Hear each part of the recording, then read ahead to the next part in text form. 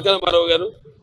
మరి ఆయన ఎన్నో ఎన్టీఆర్ అంటే కేవలం నందమూరి తారక రామారావు గారు మాత్రమే కాదు, ఎన్నటి నటనాని ఆయన ఇల్లు ఒక నటనానేమో, అందులో ఆయన ఒక నటరాజు నరసింహుడు. టీ అంటే తారామండలంలోని తారకుడు, ధ్రువ తారకుడు. ఆరంటే రాజర్షి రారాజు, రాజకీయ దురంధర యుగంధరుడు, రమణీయ రమ్య కమనీయ సౌమ్య గుణధాముడు. అందుకే ఆయన అందరి గుండెల్లో నిండుగా మెండుగా ఉండి నేను ఎప్పుడు మీకు అండగా ఉంటానని చెప్పి తెలుగుదేశం అనే ఒక కుటుంబానికి మనకి ప్రసాదించి ఇచ్చిన మహానుభావుడు నందమూరి తారక రామారావు.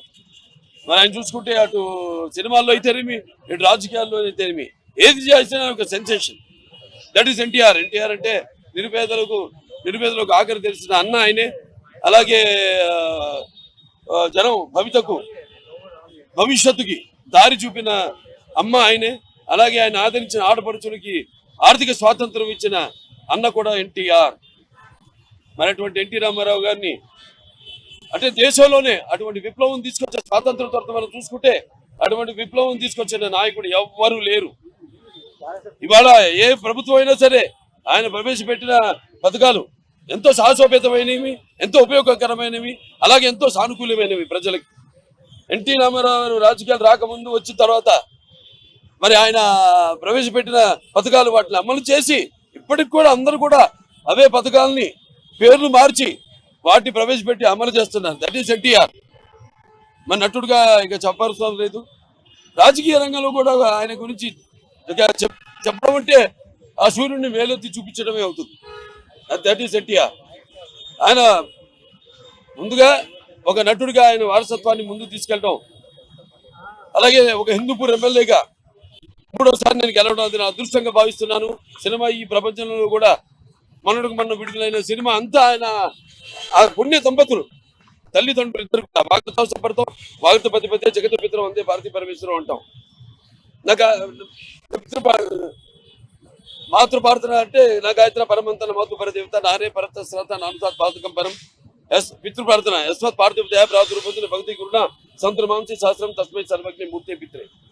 అటువంటి పుణ్య దంపతులకి బుద్ధగా పుట్టడం నా పూర్వజన్మ సుకృతంగా భావిస్తున్నాను. అలాగే నేను చెప్పినట్టు ఇంతకుముందు ఇది ఒక పెద్ద కుటుంబం ఇవాళ తెలుగుదేశం అన్నది. నాకు ఎంతో మంది అన్నలు ఉన్నారు, తమ్ముళ్ళు ఉన్నారు, ఎంతో మంది అక్క చెల్లెళ్ళు ఉన్నారు. ఇవాళ మొత్తం అందరూ ఒక వైశాఖ కుటుంబంగా ఇవాళ ప్రతి సంవత్సరం ఆయన జయంతి కానీ లేకపోతే ఆయన వర్ధంతిని కానీ అందరూ జరుపుకోవడం, అది మన ఒక పండగల్లో ఒక పండగగా ఈనాడు మరి ఆయన ఈ వర్ధంతి సందర్భంగా ఆయన్ని తలుచుకుంటూ ఆయన చేసిన ఎటువంటి ప్రయోజనాత్మకమైన ఏవైతే పథకాలన్నీ తీసుకొచ్చారో బడుగు బలిగిన వర్గాలకి, వెనుకబడిన తరగతుల వారికి, పీడిత కులాల వారికి అయితేనేమి, ముఖ్యంగా మనం చూస్తాం గూడు గుడ్డ కిలో బియ్యం 2 రూపాయలు కూడా అయితేనేమి, అలాగే చేనేత కార్మికుడికి పరోక్షంగా ఈ చేనేత వస్త్రాలను చీర దోవతి ప్రజలకు అందించడం, సగం ధరకి అందించడం అయితేనేమి. అందరికీ నమస్కారం. 30 ఏళ్లుగా నా పోరాటానికి స్ఫూర్తినిస్తున్న నా భర్త నందమూరి తారక రామారావు గారి ఆత్మకి శాంతి కలగాలని మనస్ఫూర్తిగా కోరుకుంటూ, నిరంతరంగా ఎన్నాళ్ళు ఈ పోరాటం సాగుతుందో నాకే తెలియదు. కళ్ళ ముందు ఎన్ని జరుగుతున్నా కూడా, ఎన్ని అకృత్యాలు జరుగుతున్నా కూడా బాధపడుతూనే ముందుకు సాగిపోతూనే ఉన్నాను. ఇప్పటికి కూడా ఈ అబద్ధాల ప్రపంచం, ఈ దుర్మార్గుల అరాచకం నన్ను వెంటాడుతూనే ఉంది, వేధిస్తూనే ఉంది. ఎన్ని రకాలుగా అవమానాలు ఎదుర్కోవాలో నాకే తెలియట్లా. నేను చేసిన తప్పేంటో ఇప్పటికి కూడా నాకు తెలియదు. ఆయన నన్ను వివాహం చేసుకున్నారు, అందరి ముందే చేసుకున్నారు, లక్షలాది జనం ముందు అనౌన్స్ చేసి చేసుకున్నారు, భారీగా ఇంటికి తీసుకొచ్చారు, గౌరవం ఇచ్చారు. చివరి వరకు ఆయన ఆరోగ్యం కోసం, ఆయన ఆనందం కోసం, తర్వాత ఆయన అధికారంలో రావటం కోసం నిరంతరం కృషి చేశాను. ఒక చిన్న పదవి తీసుకోలేదు, ₹1 డబ్బు ఆశించలేదు, నిస్వార్థంగానే మిగిలిపోయాను. చివరికి ఆయన వెళ్ళిపోయారు. ఎందుకు వెళ్ళిపోయారో కూడా తెలుసు, ఎన్ని కుతంత్రాలు జరిగాయో. ఆ తర్వాత కూడా వాళ్ళు వదిలిపెట్టకుండా అదే అబద్ధాలను కంటిన్యూ చేస్తూ నా జీవితాన్ని నాశనం చేయడానికి ప్రయత్నం చేస్తూ ఉన్నారు. ఇప్పుడు ఎందుకు ఇన్నాళ్ళు మాట్లాడకుండా ఎప్పుడు మాట్లాడుతున్నానంటే, నిన్న కూడా ఎవరో నాకు తెలియదు వాళ్ళ సోషల్ మీడియాలో మరి ఎవరో నా నంబర్ రిలీజ్ చేశారు. చేసిన దగ్గర నుంచి ఈ టీడీపీ వాళ్ళు తిట్లు ప్రారంభించారు. ఎందుకు ఎందుకు నాకే అర్థం కావట్లేదు. నేను ఎవరిని ఈ మధ్య ఎవరిని ఏమి అనలేదు. ఎప్పుడు కూడా నేను వ్యక్తిగతంగా ఎవరి జీవితాల గురించి నేను మాట్లాడలేదు. ఎప్పుడు మాట్లాడినా కూడా నేను ఎప్పుడు మాట్లాడినా ఒక సిద్ధాంతం గురించి, రాజకీయపరమైన అంశాల గురించి మాట్లాడతానే తప్ప, ప్రజాస్వామ్యాన్ని గురించి మాట్లాడాను తప్ప ఎప్పుడూ కూడా వ్యక్తిగత జీవితాల గురించి మాట్లాడలేదు. కానీ వాళ్ళకు వాళ్ళే కల్పించుకొని నిన్న నుంచి ఎవరో మరి తెలుగుదేశం అతనట నా నంబర్ రిలీజ్ చేశారట. ఇందులో చేశారో కూడా నాకు తెలియదు. అతను ఎవరో కూడా నాకు తెలియదు. అక్కడి నుంచి వందలాది ఫోన్లు నాకు ఇలా నా ప్రైవేట్ ఫోన్కి ఈ విధంగా విఘాతం కలిగించవచ్చా? నేను చంద్రబాబు నాయుడు గారినే ధర్మం అడుగుతూ ఉన్నాను. నేను ఈ ఇంటి దాన్నే కదా, మీరు అవుననుకున్నా కాదనుకున్న అత్తగారినే కదా, ఎన్టీఆర్ భార్యనే కదా. ఆమెను ఇంకా కూడా ఇలా మీ వాళ్ళు అవమానం చేస్తూ ఉంటే మీరు భరిస్తున్నారా? మీరు చూస్తున్నారా? అసలు మీకు తెలుసా, తెలియదా? న్యాయం అనేది ఉంటే స్త్రీలను కాపాడాల్సినటువంటి ధర్మం మీకు లేదా? దయచేసి మీరు ఆలోచించండి. ఎందుకు ఈ విధంగా నన్ను వెంటాడుతున్నారు, వేధిస్తున్నారు? నేనేం తప్పు చేశాను? మీకు నేనేం ద్రోహం చేశాను? ఇన్నేళ్లుగా కూడా మౌనంగా, డబ్బున్నా లేకపోయినా కూడా చాలా మరి రహస్యంగానే మరి నా బాధలు ఎవరికీ చెప్పుకోలేదు. ఎవరిని చెయ్యి చాపి అడగలేదు. నా జీవితంలోని ఒక్కళ్ళని కూడా చెయ్యి చాపి అడగలేదు నేను. అలాంటి జీవితం ఎన్టీఆర్ గౌరవం కోసమే పాకులాడుతూ ఇన్నేళ్లుగా ఆయన కోసమే జీవిస్తూ ఆయన ఆశయంలోనే నడుస్తూ ముందుకు పోతున్నాను కదా. అట్లాంటి ఇంకా నా మీద ఎందుకయ్యా మీ కక్ష? ఏమిటి నేను చేసిన తప్పు మీరు చెప్పండి. తప్పులన్నీ మీరు చేశారు, చేయాల్సిందంతా మీరు చేశారు. లక్షల కోట్లు మీరు సంపాదించుకున్నారు. అదేవిధంగా ఆ పెద్ద ఆయన సాగనంపారు. ఇన్ని చేసినటువంటి మీరు లక్ష్మీపార్వతి ఎంత, ఆమె పాత్ర చాలా చిన్నది కదా. ఆమెను ఎందుకు ఇంతగా వేధిస్తున్నారో దయచేసి ఇప్పుడైనా ఎవరో మీ మీడియా వాళ్ళు, ఎవరో మీ సోషల్ మీడియానో ఎవరో ఎందుకు ఆమెను వేధిస్తున్నారు? మా ఎన్టీఆర్ గారి భార్య అనే గౌరవాన్ని మీరు ఉంచమని చెప్పి నేను మీ ద్వారా ఆయనకు తెలియచేస్తున్నాను. ఇటు చూడండి ఒక్కసారికి మీకు, ఎందుకంటే ఆధారం లేకుండా మాట్లాడకూడదు కదా. మీరు చూడండి,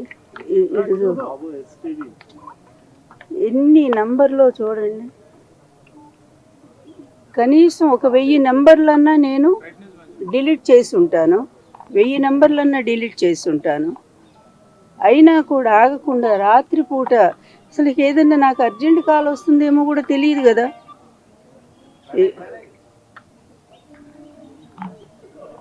ఎన్ని డిలీట్ చేస్తున్నా ఇంకా ఇగో అన్ని మెసేజ్ కాల్స్ చూడండి. కొన్ని మెసేజ్లు అయితే అంత భయంకరంగా ఉన్నాయి, అవి నేను చూపించలేను. ఎందుకంటే అదే నా పరువు తక్కువ అవుతుంది కనుక. అన్న ఎన్టీఆర్ గారు నాకు చిన్నప్పుడు గుర్తుంది ఒకటే, ఆయన చూస్తే భయం కలిగేది. ఎందుకంటే ఆయన ఒక పెద్ద పర్సనాలిటీ.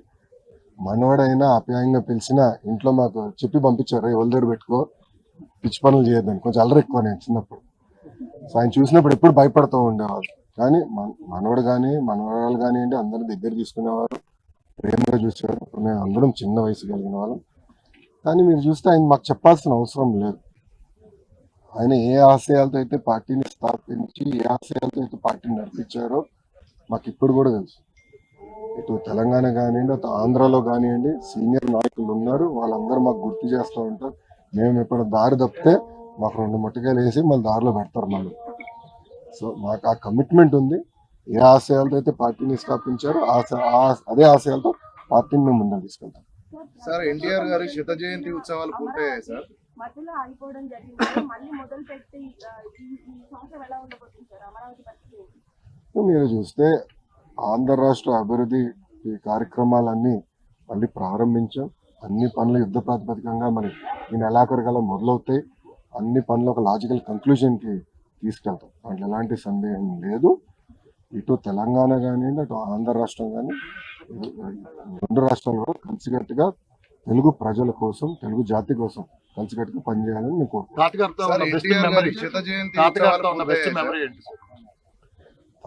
అన్నగారితో ఉన్న నాకు బెస్ట్ మెమరీ అంటే, ఒకసారి ఆయన మేమందరం హ్యాబిట్స్ లో ఆయన ఉన్నప్పుడు మమ్మల్ని బయటికి తీసుకెళ్ళండి అని ఆయన కోరారు. మేమందరం కోరాం.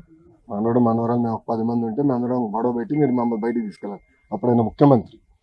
ఆయనకు పెద్ద బండి ఉండేది, ప్యాకర్డ్ అని, ఇప్పుడు కూడా ఉంది మా మామయ్య గారి దగ్గర. ఆయన నేనే నడుపుకుంటూ తీసుకెళ్తానని ఏమో స్పీడ్గా వెళ్ళారు. మేము గండిపేటకి వెళ్తుంటే లెఫ్ట్కి వెళ్ళాలా రైట్కి వెళ్ళాలని డౌట్ వచ్చింది. సగం మంది మేము లెఫ్ట్ అన్నా, సగం మంది రైట్ అన్నా, ఆయన తీసుకెళ్ళి సెంటర్లో కుదిరారు. సో ఇప్పుడు కూడా నేను మర్చిపోలేను, ఎందుకంటే ఆ యాక్సిడెంట్ కారణం మీ అందరే, మనోడు మనవరాలు వెనకాల కూర్చున్నాను. అట్లా అనేక మంచి మెమరీస్ పెద్ద ఎంత సార్ ఎన్టీఆర్ గారి శత జయంతి ఉత్సవాలు ఇప్పటికే పూర్తయ్యాయి. భారతరత్న డిమాండ్ అనేది అది ఇంకా అలాగే ఉంది. ఏ విధంగా ముందుకెళ్ళున్నారు సార్? ఆ డిమాండ్ ఉంది. మా జాతీయ అధ్యక్షులు వారు చంద్రబాబు నాయుడు గారు దానిపైన స్పష్టంగా ఈరోజు కూడా మాట్లాడతారు. ఆ డిమాండ్ ఉంది. మేము కేంద్ర ప్రభుత్వంతో కూడా మాట్లాడుతున్నాం. తప్పనిసరిగా అన్న ఎన్టీఆర్కి భారత రత్న ఇస్తారని నా ఆశిస్తాం. ఎవరి పేరు చెబితే తెలియని ఆడపడుచుడు అన్నయ్య అయ్యాడు. అతను మా నాన్న విశ్వవిఖ్యాత నట సార్వభౌముడు పద్మశ్రీ నటరత్న కళప్రభుడు స్వర్గీయ నందమూరి తారక రామారావు గారి 29వ వర్ధంతి. చేతి జయకుడు తెలుగోడా, గతమెంతో ఘనకీర్తి కలవడా అని మన తెలుగు జాతి ఔన్నత్యాన్ని ప్రపంచ నలుమూలల వ్యాపింప చేసిన ఘనత మన అన్న స్వర్గీయ నందమూరి తారక రామారావు గారు. వారు చలనచిత్ర సీమనుగా ఓ నటుడుగా ఎన్నో చిత్రాలు తీసాడు ఆయన. సాంఘిక చిత్రాలు తీసాడు ఆయన. ఇటు సాంఘికం, జానపదం, పౌరాణిక మరెన్నెన్నో.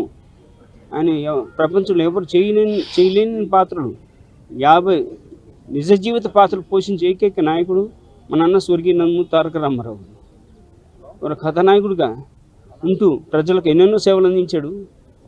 ఇటు దివ్యసీమ కానివ్వండి, ఇటు మన భారతదేశం ఇండో చైనా యుద్ధం అప్పుడు కానివ్వండి, ప్రజలకు ఎన్నెన్నో సేవలు అందించాడు ఆయన. రాయలసీమ రిలీఫ్ ఫండ్ కానివ్వండి, ఎన్నెన్నో. ఒక కథానాయకుడు ఉంటూ ఆయన అగ్రస్థానం ఉండగా, ఒక కథానాయకుడు ఉంటూ అగ్రస్థానం ఉండగా, మరోపక్క మన తెలుగు జాతి ఆత్మగౌరవాన్ని అన్యాయం జరుగుతుందని గుర్తింపు లేకపోవడంతో మళ్ళీ మన తెలుగు జాతి ఆత్మగౌరవాన్ని పునరింప చేయాలని నేను ఒక తెలుగుడిని, తెలుగు బిడ్డను, తెలుగుదేశమే నా పార్టీని ఒక రాజకీయ పార్టీ స్థాపించి 9 నెలల తిరుగులోపు మన తెలుగు రాష్ట్ర ప్రజలు వారిని, మన అన్నగారిని, తెలుగుదేశాన్ని వారిని ముఖ్యమంత్రి చేశారు. అలాగే వారు ముఖ్యమంత్రి అయిన తర్వాత ప్రజలకు ఎన్నెన్నో సేవలు అందించాడు ఆయన. సంక్షేమ పథకాలు, మరి ఎన్నో సంక్షేమ పథకాలు అందించాడు ఆయన.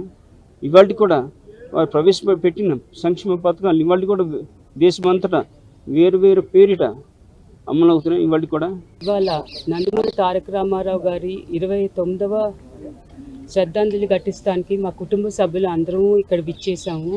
అందరూ శ్రద్ధాంజలి ఘటించి ఘన నివాళులను అర్పించాము. మా తాతగారి గురించి ఎంత చెప్పినా తక్కువే. మా బాబాయ్ కానీ, రామకృష్ణ బాబాయ్, బాలబాబాయ్ ఆయన గురించి చెప్పారు. సో ఆయన ఎప్పుడు మన తెలుగువారు ఉన్నంతకాలం మన గుండెల్లో ఆయన ఎప్పుడు చిరస్థాయిగా నిలిచిపోతారు. అమర్ రహే ఎన్టీఆర్. నమస్కారం.